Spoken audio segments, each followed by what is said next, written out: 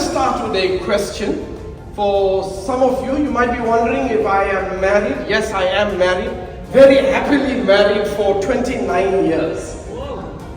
Cool, right?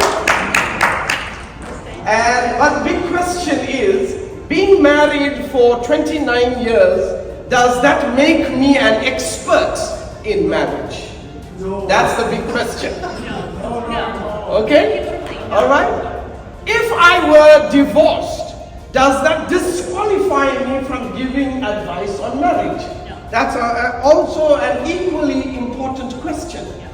I think what would add weight to the authenticity of the response is not the length or the duration of my marriage, but actually whether I have been happily married for 29 years. And the one who can verify that is actually not me. It should be my wife. And I have very conveniently left her in South Africa for this presentation. A few years ago, when my son, who is a young adult now, when he was around 13 years old, we met an accident and my whole family were in the car, my wife, myself and my 2 children, and we were rushed to the hospital. At the hospital, my son was fine. But before the doctors could treat us, I watched my son while I was lying there on that bed. And my son, this 13-year-old boy, he went up to the doctor and he asked him, "Is that your certificate on the wall?" And the doctor said, "Yes." And then my son asked him, "Is that certificate real?" And the doctor said, "Yes." And then my son said, "Good. Now you can treat us." I was so amazed at the courage or audacity of this boy to challenge a medical professional regarding his expertise. When my son made this comment and asked this question from the doctor, it didn't strike me much at the time, but in preparation for this presentation, I had a flashback of that memory, because this presentation has got to do with experts and expertise. And if the doctor was claiming to be an expert without the expertise, then he would be disqualified to treat me or my family. We need to admit, as educators, as leaders of institutions of higher learning, we need to admit, whether you agree or not, the research confirms it, that knowledge decay is real. Research has confirmed this multiple times in diverse disciplines. Knowledge decay is a reality. But what makes an expert an expert? An expert is someone who can consistently perform at a high level at whatever domain he claims to have knowledge in. And this is someone who can objectively demonstrate superior performance at all times. Experts now have or must have the experience to back it up. If you don't have the experience to back it up, your expertise is questionable.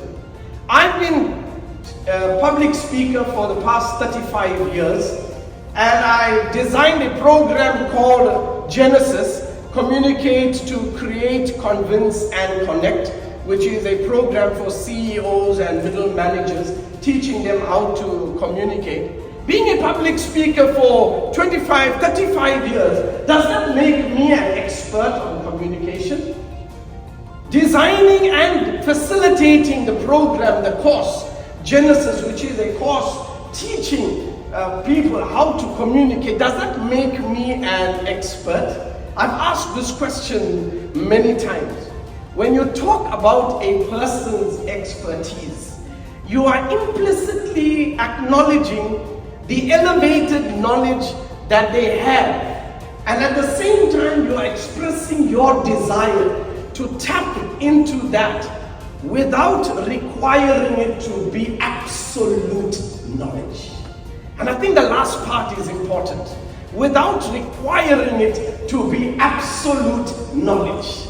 You see, many of us might have our PhDs and MBAs. We might have our doctorates and all the other degrees that come with that package.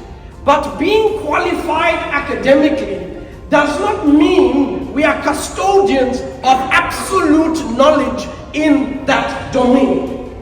It does not mean that. And that humility is what makes an expert an expert.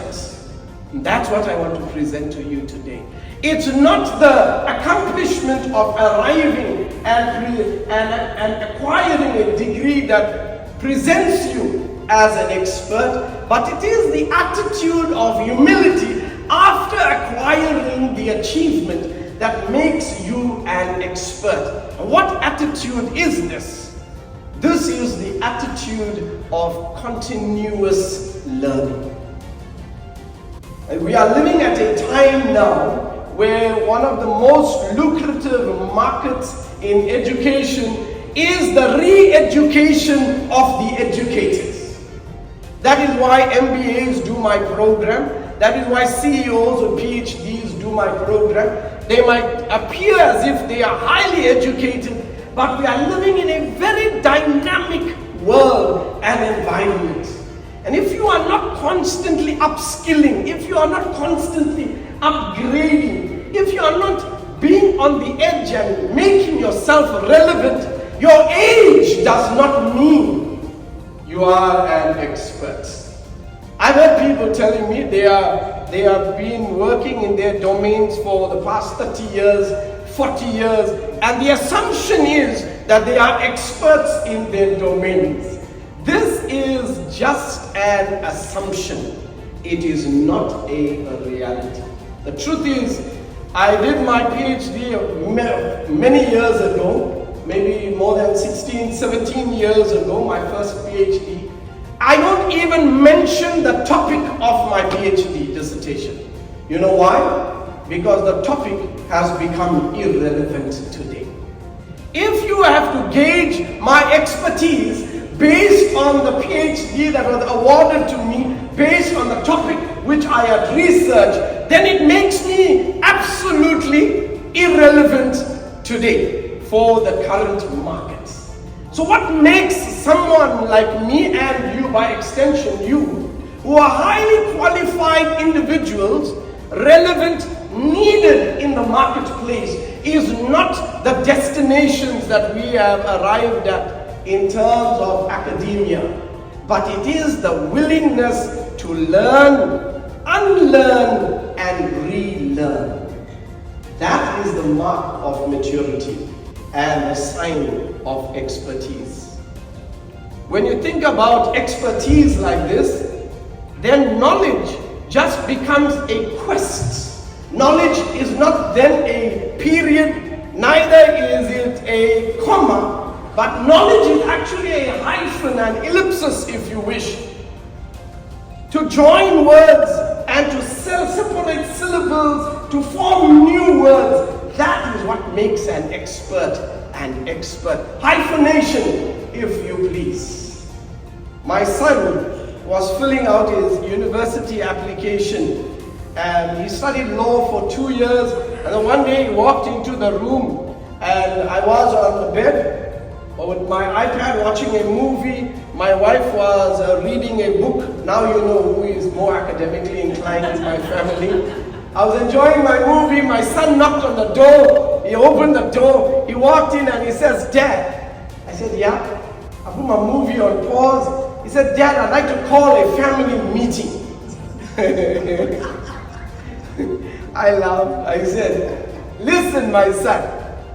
Because you were born in this house and you are allowed to roam in every room in this house, this is my house. Just remember, I am the chairman of this committee.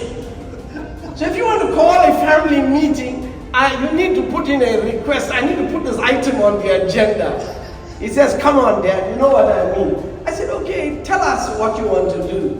He told us, eventually he told me, "Dad, I want to change my field of study. I don't want to study law anymore." And he was a brilliant law student. And so I looked at him and I asked him, son, are you saying that for 2 years we paid for you to go to a private institution? For 2 years we paid for you, we fed you, we paid for your entertainment, and now at the end of 2 years you are telling me that willingly I must be happy to say, yes son, that's the spirit, go for it. He looked me straight in the eye and he said, you getting the picture, Dad? So we agreed that he changed his field of study. And on his application form, he is in the Philippines now, on his application form, he had to fill in that section that's the question that asks, what work does your father do?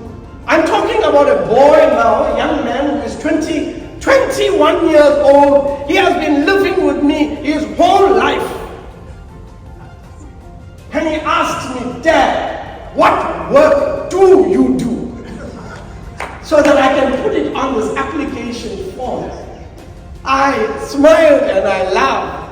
I said, son, you don't know what I do. He says, Dad, I really don't know. All I know is that you travel everywhere and I've never seen you working. He said, Dad, you have a theology degree, yet you are not a practicing religious worker. So I don't know what exactly you do. My son was there and my wife was sitting next to me, looked at me, and she had that look that said, yeah, he's asking the question that I have on my mind. It's because over a period of time, it is required of someone in my profession to reinvent yourself all the time. See, you cannot rest on past accomplishments and accolades, because that is not what will help you penetrate new markets and acquire and sign new deals and make things happen. The education of the re-education of the educated is indeed the hallmark of mature experts today. So I've discovered that the more you know about less, and the more you know about less, and less than the less, that's when you become a specialist and an expert. We have those who are experts and those who are specialists today. They are those who claim to have, who can speak with authority on a matter that is so small. My daughter told me, Dad, you don't understand how the world has changed. There are specializations, and then there are sub-specializations and sub-specializations. When I asked her what is she going to specialize in, she's a medical doctor in Australia. I thought that she's just going to tell me what she's going to specialize in. She says, Dad, the world has changed. When she was first year in university, she would ask me to help her through with some questions that she had, especially on ethics and communication, etc. All basic courses. During towards the latter part of the second year, I received no such a request from her. And one day I asked her, and she says, Dad, not to burst your bubble or anything, but she said you wouldn't understand the question. It requires continuous learning to be relevant. I'm emphasizing this because this is an amazing reality. We have continuous education programs run by institutions, and I'm sure many of you have it in your institutions. I'm sure it's a requirement for many of your staff and faculty to engage in continuous education programs. I'm very confident about that. But doing something just to acquire subject expertise is not all that is required today. Because we need to have not just expertise on a subject, we need to cultivate the attitude, the thirst for continuous learning.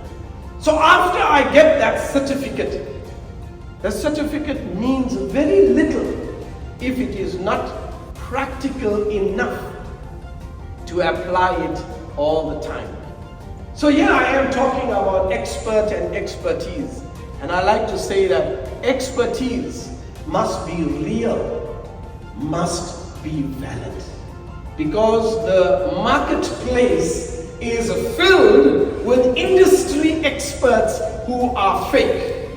I know most of our institutions, and with all due respect to all of you who are here, all right?